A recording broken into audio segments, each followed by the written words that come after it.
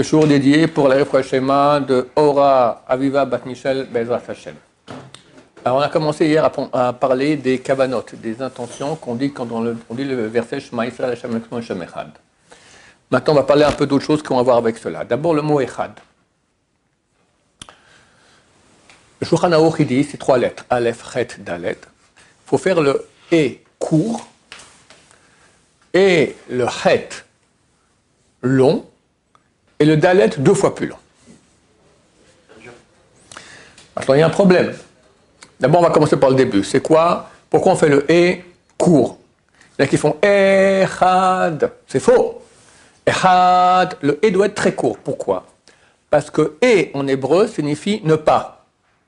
Comme on dit dans la bracha de Asher Yatzar, on ne peut pas se tenir devant toi même 1 heure. Efchar, possible. Efchar, impossible. Tu dis Echad, ça veut dire Dieu n'est pas un.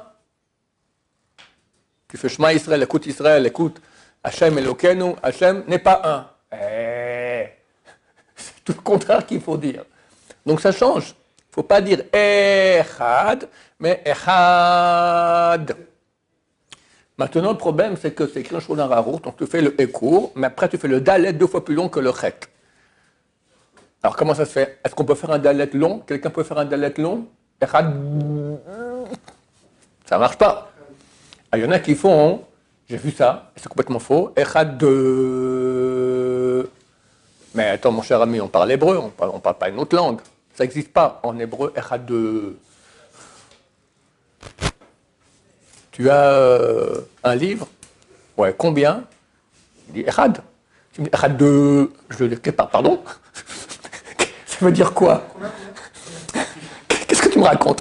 Echad, pas Echad 2. D'accord, c'est quoi Echad 2? C'est faux. C'est archi faux. Archi faux. Le problème, c'est que Shulchan Aruch, il parle l'hébreu normal. L'hébreu normal, c'est un hébreu qui ressemble à l'accent des Arabes. Les Arabes, il y a un dalet qu'on fait D, c'est quand il y a un dagesh, quand il y a un point dedans. Quand il n'y a pas de point, c'est un TH anglais. The. Echad, d'accord? Mais moi, je ne peux pas le dire. Il y en a qui font cela, ils font echaz, mais ils se trompent, ils font un zayn, ils font echaz. Echaz, c'est pas de l'hébreu non plus, mon cher ami. Il faut être arabisant, on n'est pas arabisant, manassé. Alors, Rabbi Eliashib, la grande génération, il a dit, on dit echad. Tu rallonges le chet, et le dal, tu fais court. Parce que ça n'existe pas de faire un D long. Ça n'existe pas. Si tu es arabisant, tu as la chance, ceux qui sont arabisants. Moi, mon père, il parle arabe couramment, il est né au Liban, d'accord? Lui, il n'a aucun problème, il peut le faire, parce qu'ils savent faire le TH comme ça, comme il faut bien. Mais nous, on n'a pas ça dans notre bouche, d'accord?